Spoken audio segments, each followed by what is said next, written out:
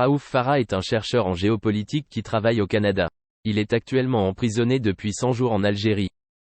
Il a été interpellé le 14 février dernier dans la région d'Annaba, dans le nord-est du pays, alors qu'il y était de passage avec sa femme et sa fille, pour une visite familiale. Il a été mis en détention préventive 6 jours plus tard, à la prison Boussouf de Constantine, où il est toujours emprisonné. Il est accusé de réception de fonds depuis l'étranger, dans le but d'effectuer des actes attentatoires à l'ordre public, et de publication sur Internet d'informations classifiées. Raouf Farah et ses avocats réfutent ces accusations.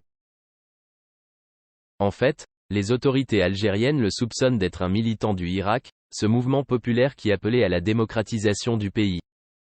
En effet, Raouf Farah a coordonné un ouvrage collectif, publié au début de l'année 2023, et intitulé Algérie, l'avenir en jeu, essai sur les perspectives d'un pays en suspens, aux éditions Coucou.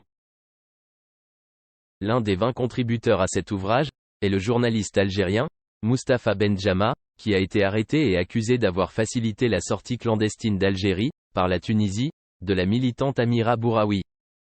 Raouf Farah et ses avocats ont là encore démenti tout lien avec Amira Bouraoui et sa fuite.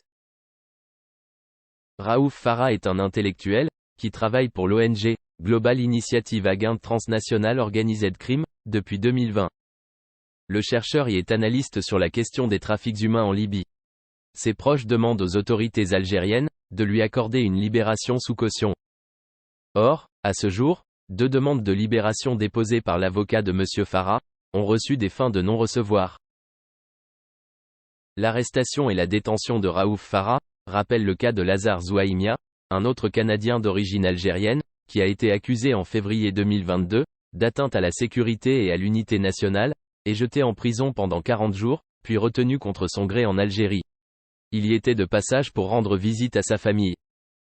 Militant des droits de la personne, particulièrement au sein d'Amnesty International, M. Zouaïmia participait régulièrement aux manifestations organisées à Montréal en faveur du mouvement Hirak.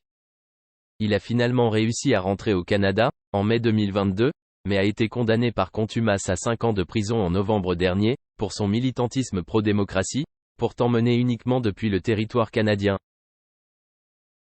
Ces arrestations démontrent que le régime autoritaire algérien n'accepte aucune voix critique, qui milite en faveur de la démocratisation du pays. Le régime a donc renforcé sa répression contre les militants du Hirak, en multipliant les accusations opportunistes, contre les opposants au système politique dictatorial, et à la présidence d'Abdelmadjid Tebboune.